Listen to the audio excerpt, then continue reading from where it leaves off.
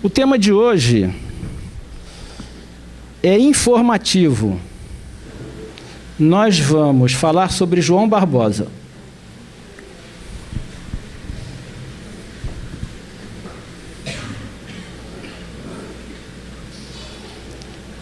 Falando de João Barbosa, conhecendo melhor um pouco sobre esse espírito, talvez a gente possa valorizá-lo e segui-lo melhor. Então, para falar de João Barbosa, a gente vai começar lembrando de José de Anchieta.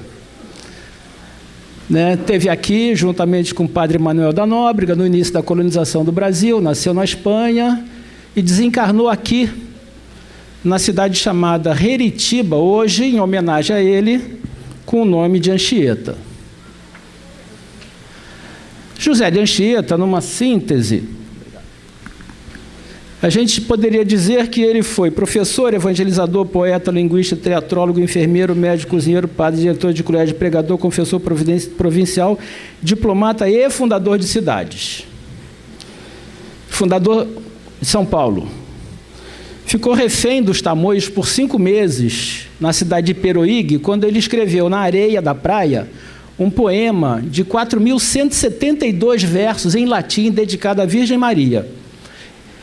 Ele estava refém na chamada Confederação dos Tamoios. Até ele ser libertado, ele guardou de memória esse poema para depois escrevê-lo para o papel. Hoje ele é conhecido. E José de Anchieta teve uma grande produção literária, que está aí à disposição de todos que quiserem pesquisar e estudar. Ele também foi o fundador da Santa Casa da Misericórdia, lá na Santa Luzia, no Rio de Janeiro, a exemplo do que já havia em Portugal. Quando ele desencarnou, 3.000 índios levaram o corpo de Heritiba, hoje Anchieta, até Vitória, capital do Espírito Santo. Essa distância equivale a 90 quilômetros. Foi naquela situação. E o corpo está sepultado no atual Palácio Anchieta, antiga igreja de São Tiago, erguida por ele próprio. Esse quadro está aqui em Niterói, a glorificação de Anchieta, e essa alma reencarnaria 79 anos depois. Ficou 78 anos no plano espiritual, 9 meses de gestação, e reencarnou em Portugal. Havia nascido na Espanha, nas Ilhas Canárias. E essa alma reencarnou como Fabiano de Cristo. Olha as coincidências. Primeiro um padre jesuíta, depois um frei franciscano. 63 anos de idade, a vida de José de Anchieta, 71 de Fabiano. 44 anos de serviços prestados ao Brasil como José de Anchieta, 43 como Fabiano. E segundo Humberto de Campos, no livro Brasil, Coração do Mundo, Pátria do Evangelho, não há mais necessidade de reencarnação na Terra, a não ser em missão. Essa alma está liberada do ciclo de reencarnações provacionais e expiatórias na Terra, a não ser missionárias. Então vamos conhecer um pouquinho da história do João. O João Barbosa nasceu no dia 8 de fevereiro de 1676, na localidade mais desconhecida, talvez, do planeta, Soengas. A gente só conhece Soengas por causa dele, porque senão nunca seria conhecida por ninguém. Lá no norte de Portugal, o distrito de Braga, ele tinha 6 irmãs, 5 morreram solteiras, a exemplo dele, só uma casou. E ali está o distrito de Braga, ao norte do distrito de Porto, aqui está o distrito de Braga, mas não foi exatamente na sede do distrito que ele nasceu, foi numa região mais rural.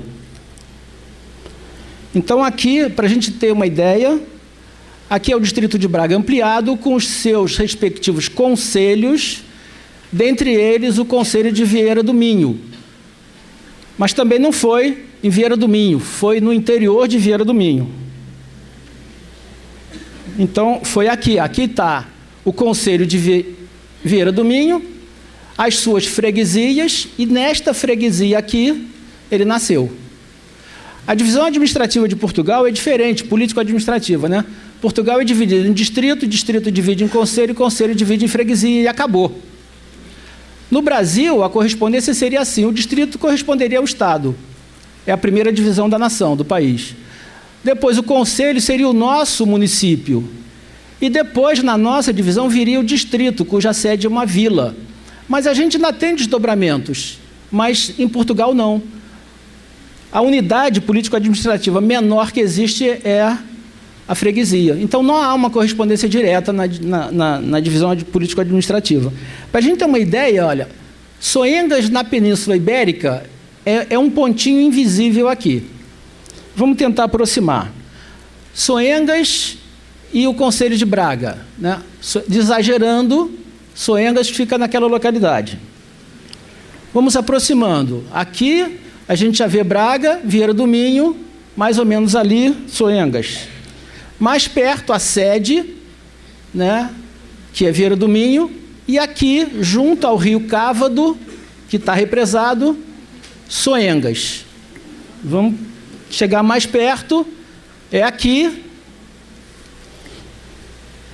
e aqui é o que a gente conseguiu de mais perto, ou seja, não tem nada, né?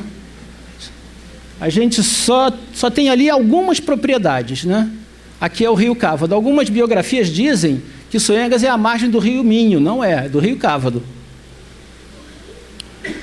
E aqui a gente não consegue localizar edificações. É uma zona bem montanhosa e rural mesmo.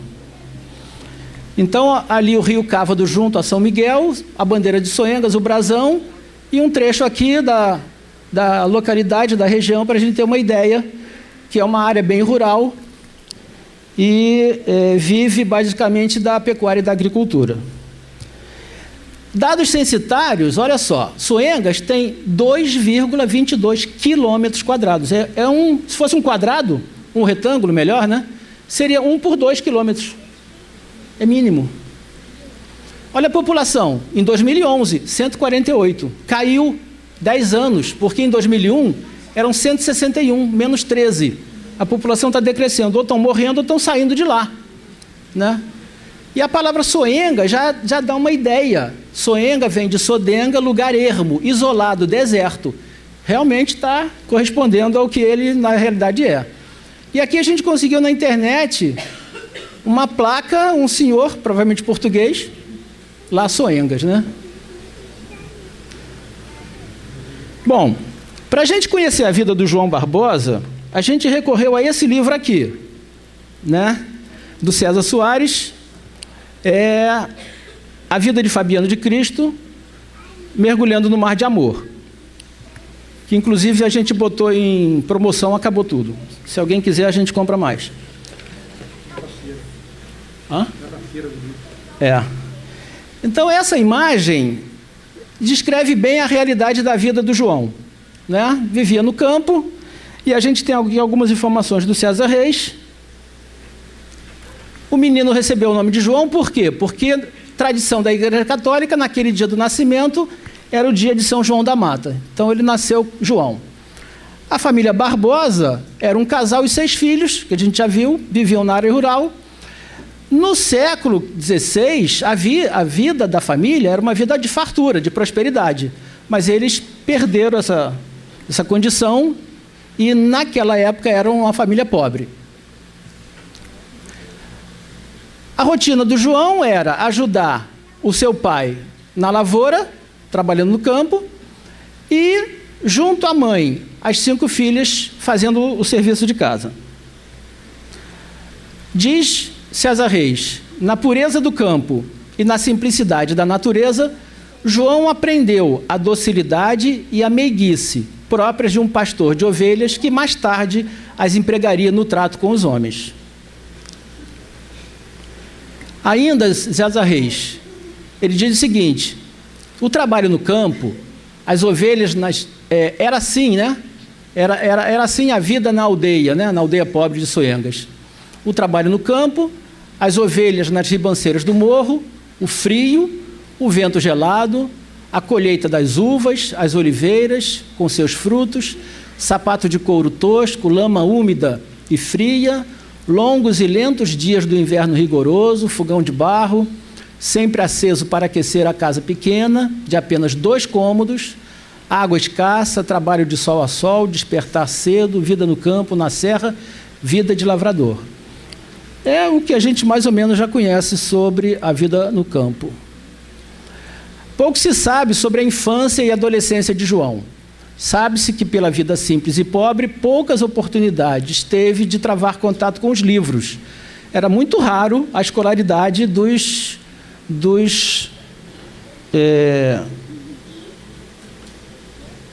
meninos, né, da população.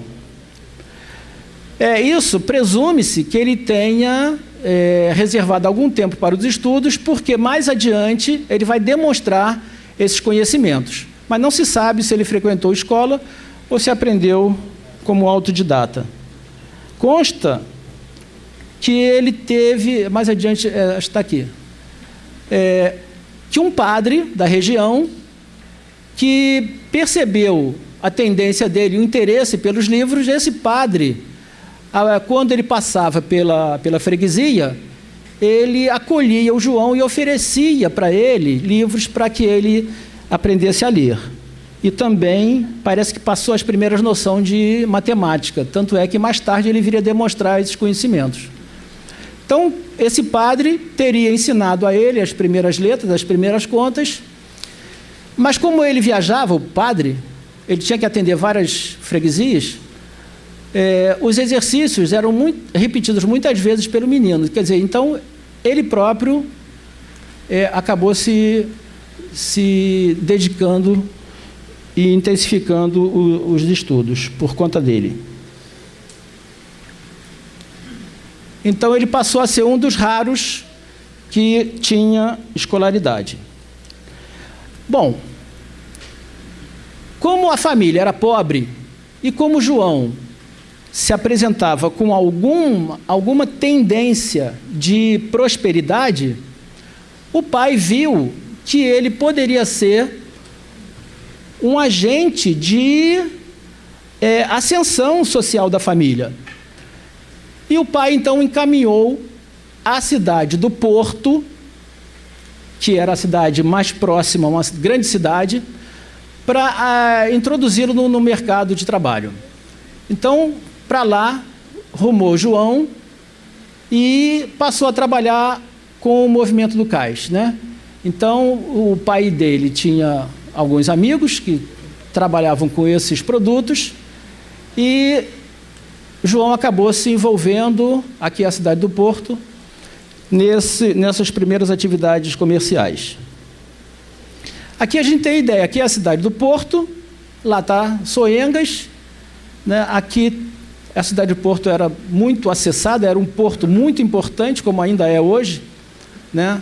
Uma área urbana de muito movimento, muitos estrangeiros, cidade com muitas ofertas de estudo, de trabalho.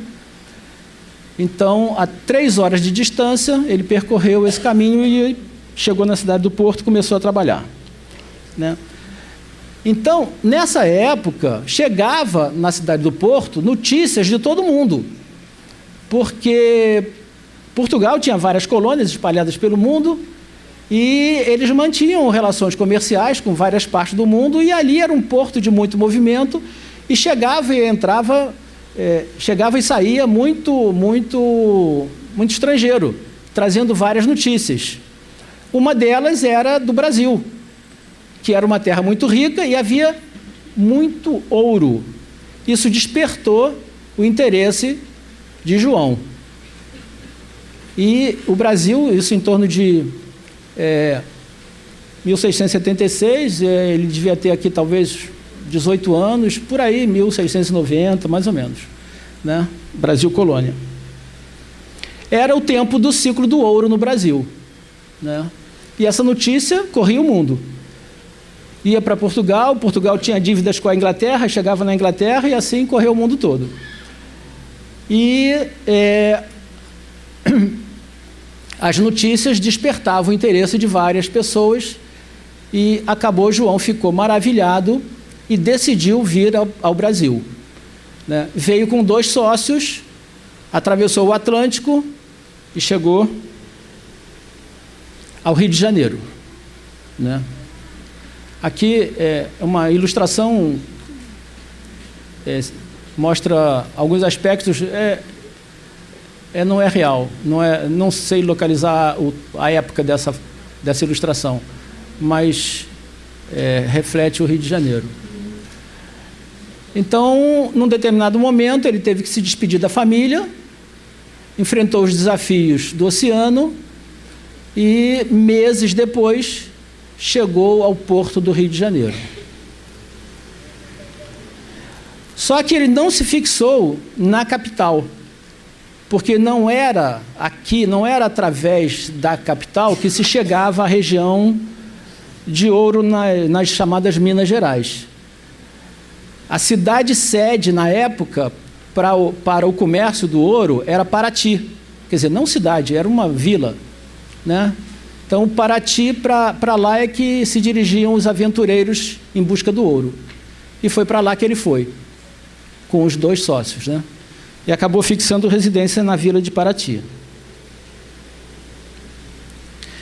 Ele já tinha alguma prática, né, na cidade do Porto, trouxe para cá essa pequena experiência dele, e ele trabalhava na área de comércio mesmo, compra, vendas, depósito, despacho, exportação, conservação de alimentos, né?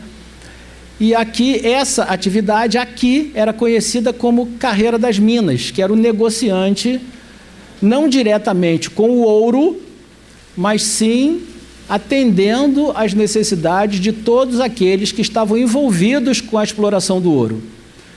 Então, ele era um negociante que fazia importação e exportação de produtos para atender a população que trabalhava diretamente na exploração do ouro, né? Então, esse negociante chamava carreira das minas, era o negociante das minas, né? E aí ele começou a trabalhar nesse ramo. Aqui, segundo os biógrafos, principalmente César Reis, consta que ser um negociante da carreira das minas era uma atividade valorizada, porque representava uma capacidade que não era comum na época. As pessoas que trabalhavam na carreira das minas eram analfabetos, viviam do trabalho manual. E aqui, para ser negociante, tinha que ter uma capacidade intelectual um pouco melhor do que a média. Então, há algum tempo que se explorava o ouro, principalmente lá junto ao Rio das Mortes, naquela região, e aí os bandeirantes, né, o trabalho escravo e tudo que derivava dessa atividade. Então, João conheceu toda essa rotina. O caminho que era feito, ele saía da vila de Paraty, subia-se até Taubaté, onde se encontrava o Rio Paraíba do Sul, e dali derivava para Minas Gerais, passando por Pindamonhangaba, Guaratinguetá, saía das margens do Paraíba e começava a subir a Serra da Mantiqueira. Aqui era o caminho que existe até hoje. Quando pavimentado através de pedra bruta, e às vezes não, é solo natural. A travessia da serra era muito difícil, porque eles tinham que largar dos animais e carregar tudo nas costas. Os animais no plano, eles faziam o transporte dos materiais, mas a serra era sacrifício excessivo, os homens tinham que descer e carregar nas costas, né? Havia muitos despenhadeiros, muitos acidentes, e nesse trecho da serra eles tinham que levar as cargas nos ombros, né? Depois de atravessar a serra, vinha uma sequência de montes e vales, porque Minas é muito montanhoso, até se chegar à antiga né, Ribeirão de Nossa Senhora do Carmo, que é Mariana e Ouro Preto. Ali, principalmente naquela área, é onde mais se extraía ouro, né? E toda essa viagem de Paraty até Ouro Preto levava 30 dias, né, até chegar nas minas, né? Aqui é a cidade de Ouro Preto. Esse aqui é a chamada Estrada Real, que naquela época era feita por este caminho aqui, que era o chamado Caminho Velho, até Ouro Preto. Alguns iam até Diamantina, que é bem mais adiante. Depois passou também a ser feita pelo Rio de Janeiro, um outro caminho, mas o caminho que João Barbosa fazia era esse aqui, né? Cruzava a fronteira entre Rio e São Paulo, cruzava o Paraíba do Sul, depois subia pelas montanhas, cruzava a Serra da Mantiqueira até chegar na região de Ouro Preto. Aqui é um dos trechos da estrada que ainda se mantém até hoje, mas ela está incompleta, né? Isso aqui é um trecho que conseguiu ser preservado. Era plena época do ciclo do ouro e a atividade era muito desgastante, né? Até a gente guarda alguma semelhança com não talvez de intensidade, porque lá no Pará, como é que era o nome daquela? Serra Pelada, talvez fosse algo parecido, né? Mas Serra Pelada era um absurdo, né?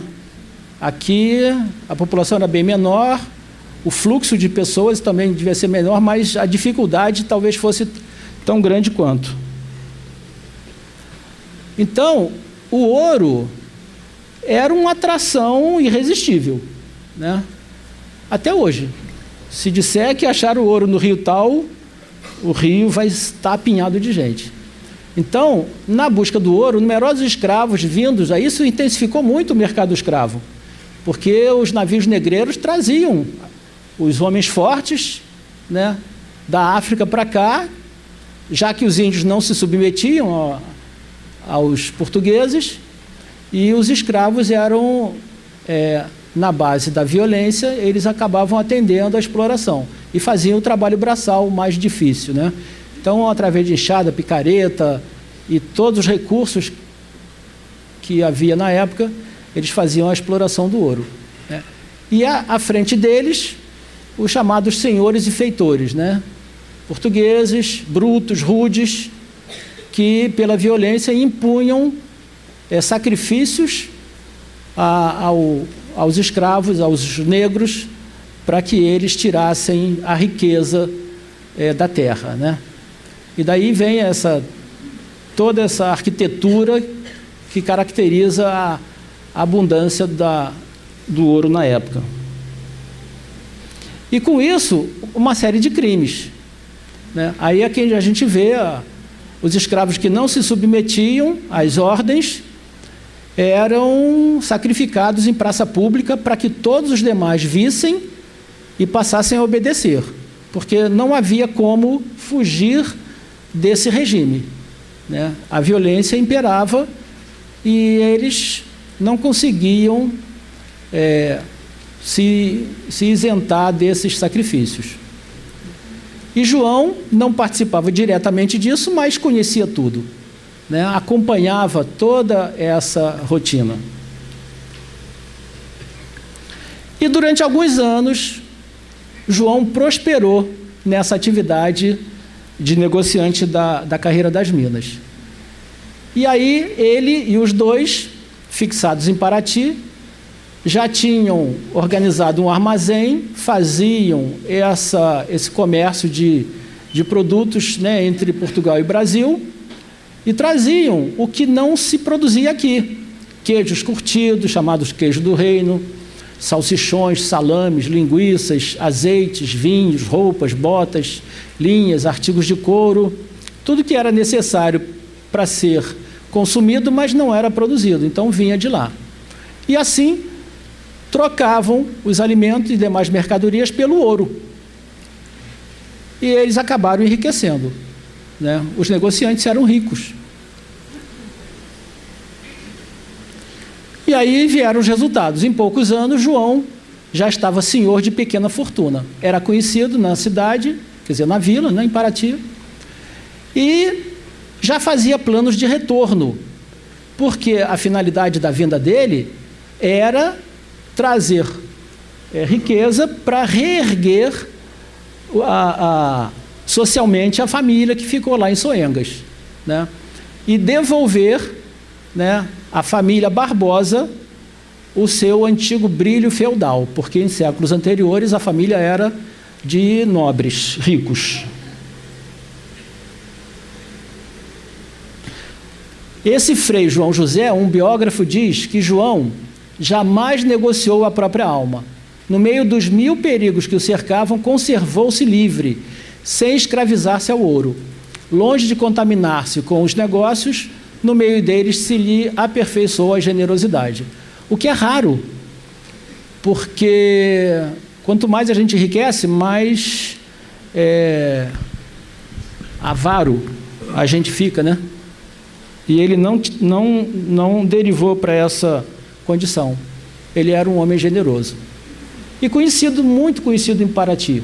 Era um homem bom, conhecido não somente pela riqueza, mas pelas qualidades dele. Era um homem bom, caridoso, amigo, né? Várias viagens, enfrentando muitos perigos, muitas adversidades, conhecia os homens, convivera com a barbárie da escravidão, tinha dinheiro, mas não era um homem do mundo. Era de um coração muito sensível, não se contaminou, o biógrafo, com essa vida que prevalecia na época.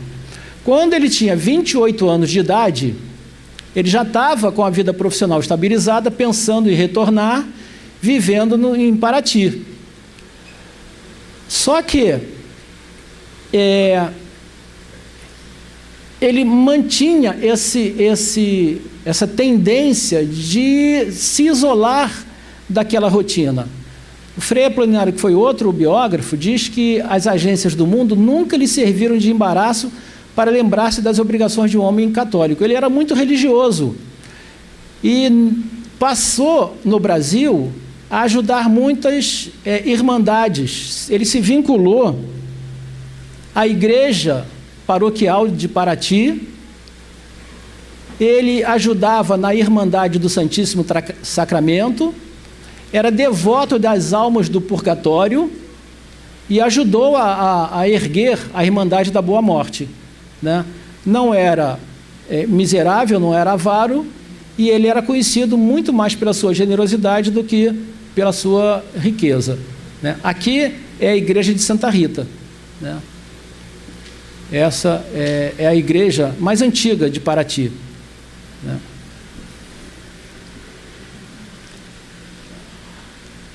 As obras de caridade recebiam dele, né, largas esmolas. A nota mais característica em João era a sua simpatia e compaixão pelos pobres. E aqui a gente vê uma igreja construída para os escravos, né? Recebeu a ajuda dele lá em Paraty. Então, como dizem os biógrafos, ele era um bom cristão, né? Mas os seus companheiros, entre aspas, vendo que a vida dele destoava dos demais, ele não fazia parte daquele comportamento habitual entre todos aqueles que viviam do comércio do ouro, direto ou indiretamente, e com 28 anos, ele se mantinha isolado. Então, os seus companheiros, entre aspas, tramaram contra ele. Contrataram uma mulher, colocou a mulher dentro da sua casa. Quando ele chegou, encontrou a mulher, que o biógrafo diz que mulher decaída e desonesta, paga para lhe tentar. João simplesmente percebeu as intenções e o que ele fez? Sem se deixar envolver, ele deixou a casa, abandonou a casa com tudo que tinha. E a mulher, frustrada, se ausentou, confusa e envergonhada. Simplesmente ele abandonou a casa com tudo e saiu. Deixou a mulher sozinha e a casa aberta. Aí esses fatos foram marcando a vida dele. Então ele não se entregou, né, ele não se deixou abater por aquela tentativa que foi feita contra ele, e se fortalecia na vida religiosa, né? Agora, ele tinha o plano de retornar para Portugal, mas ele estava hesitando entre permanecer no Brasil ou regressar a Portugal.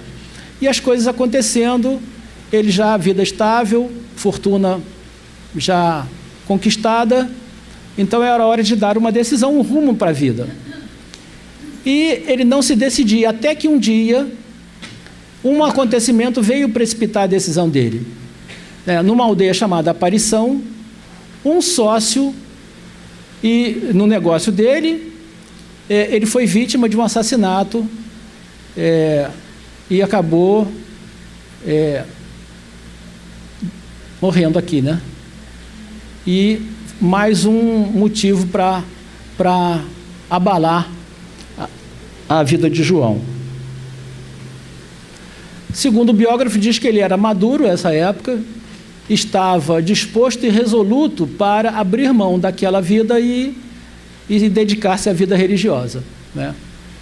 Ele refletiu, meditou por um bom tempo, até que um dia ele decidiu que entraria na vida religiosa e escolheu a Ordem Seráfica de São Francisco de Assis, né?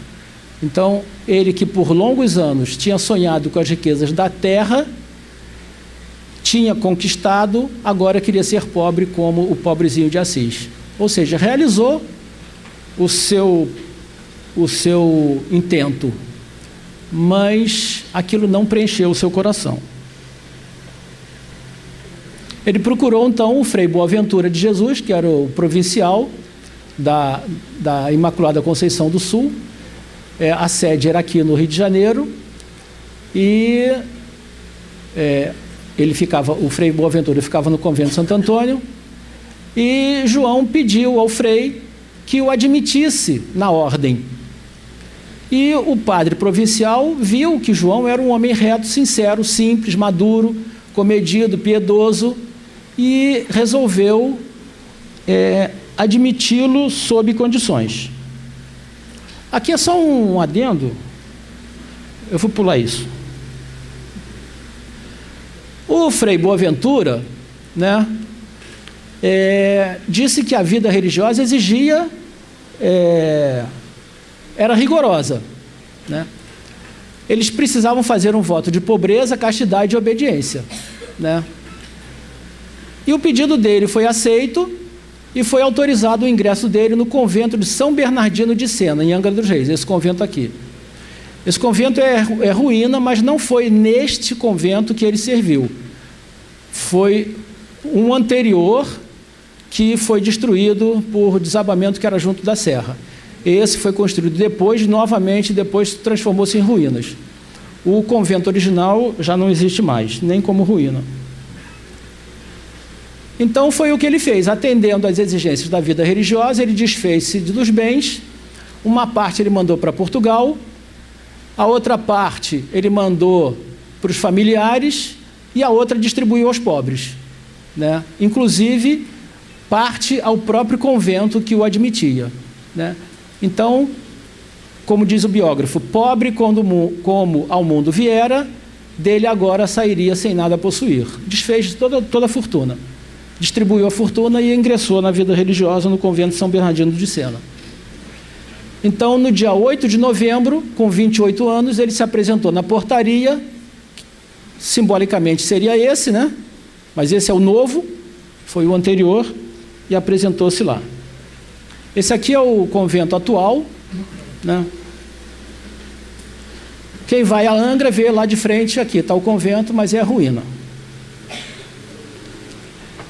Então apresentou-se e deveria cumprir 3 dias de absoluto recolhimento, preparando-se para a vestição. Passados 3 dias, ele ganhou o hábito, o cordão e o capucho franciscano. Isso em 3 dias, mas ele deveria cumprir 1 ano de noviciado. Então, foi em novembro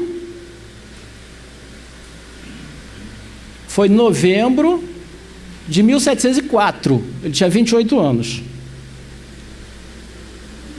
Passado um ano, né, no dia seguinte ao da vestição, um ano após, ele faria a sua profissão de fé.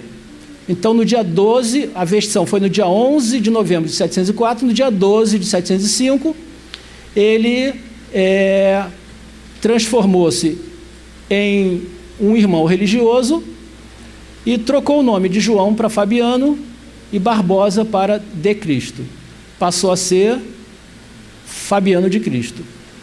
Então, esse dia foi o dia que ele ingressou definitivamente na vida religiosa, cumprindo o primeiro ano de vestição, fazendo a sua profissão de fé e começando uma vida nova.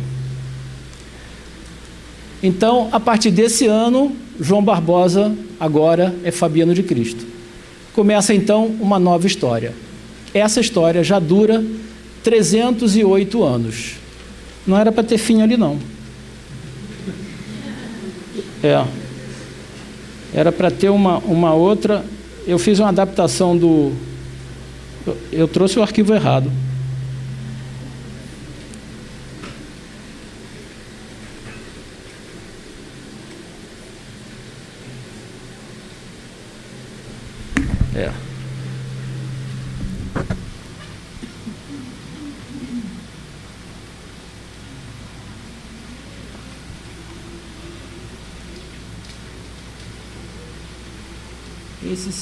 Esse seria o último slide, né? Que dessa história a gente está fazendo parte. Dessa história de 308 anos, o Grupo Espírita Fabiano está fazendo parte. E agora, a partir de outubro, que é o mês do nosso aniversário, a gente completa 54 anos, né, sob a proteção de Frei Fabiano, desenvolvendo as atividades aqui na nossa casa, servindo a Jesus e a Allan Kardec. Né? Foi só uma lembrança do nosso mentor espiritual, e a gente tem agora uma outra atividade, que é um teatro de sombras, apoiado com uma música, que vai ser apresentada a partir de agora, para encerrar nossas atividades de comemoração ao aniversário da casa, que aconteceu exatamente no dia 17 de outubro, uma data escolhida por ser a data da desencarnação de Frei Fabiano, 17 de outubro de 1747, para não mais reencarnar.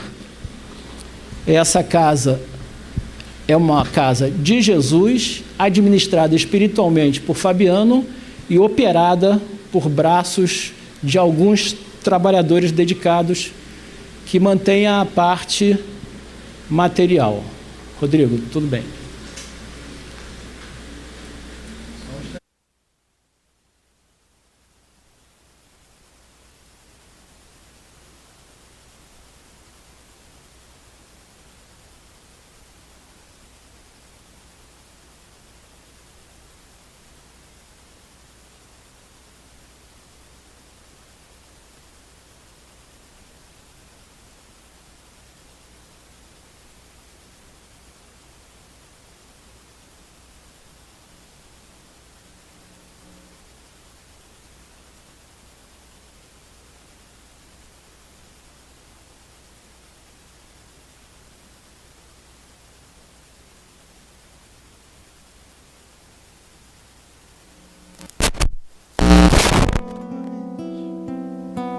Ouvirão do Chico, reflitam, meus irmãos,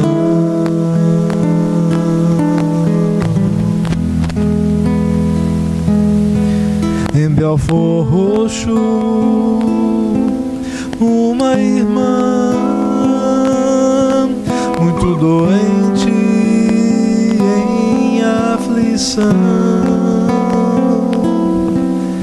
recebeu o socorro do médium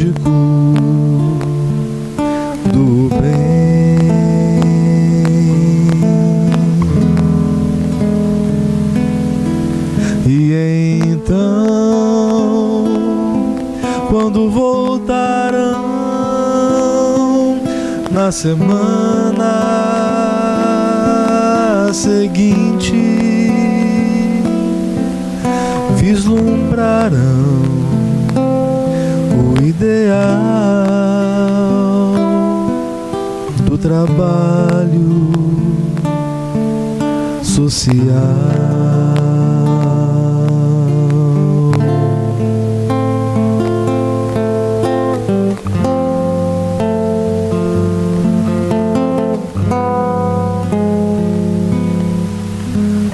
Posto assistencial Alta de Souza, dedicação.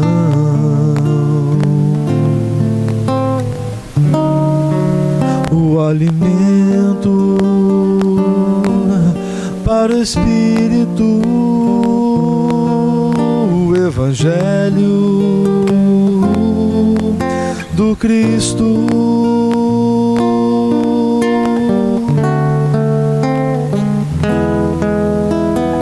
Veio então a inspiração do mentor, protetor dessa casa, e sentindo a presença do amigo, eis-me aqui, Fabiano de Cristo.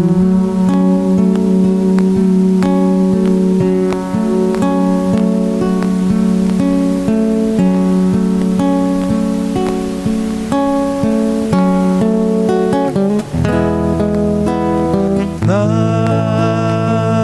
agremiação Pedro II transcorriam palestras públicas, desobsessão, tratamento espiritual, dividindo atividades em Belfor Roxo sem cessar, e o clarão do sol bem na ladeira a se formar. Desse chão se erguerão as vibrações de amor, e assim aos pés da árvore foi plantada a semente, a pedra fundamental.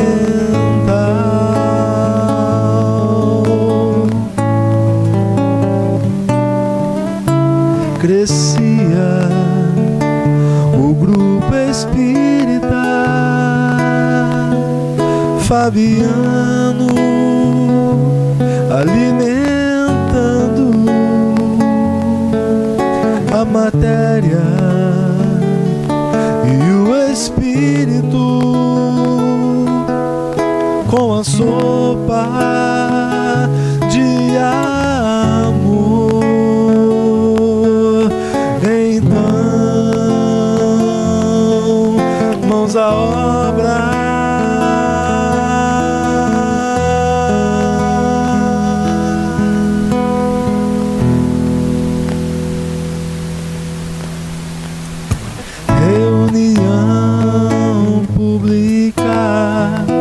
Toda segunda e quinta, atendimento fraterno, uma abraço amigo, fluido terapia, passe magnético, campanha do inverno, aquece a noite fria, campanha do material escolar.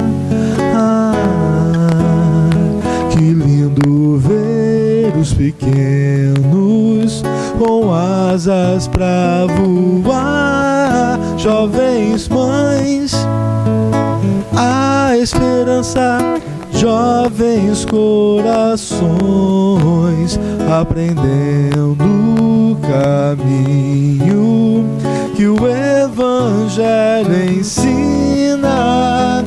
Feira do livro, o estudo doutrinário, evangelização, o Evangelho em ação, campanha de Natal, bendita comunhão, coração aguerrido, semente a frutificar.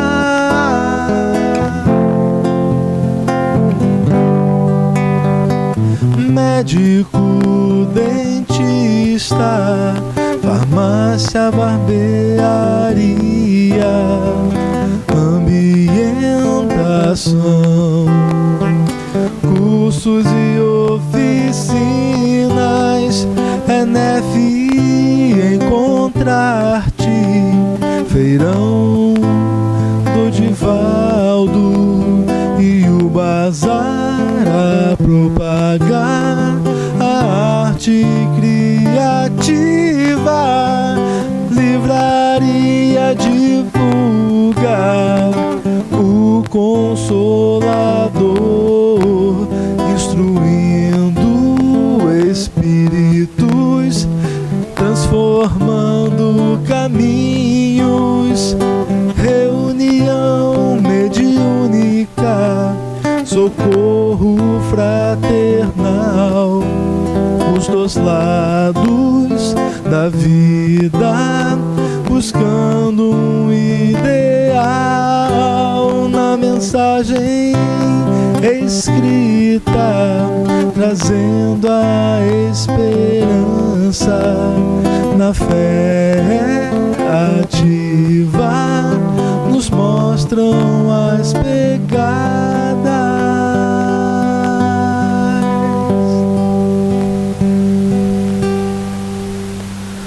do Cristo. Grupo Espírita Fabiano, servindo a Jesus e a Kardec.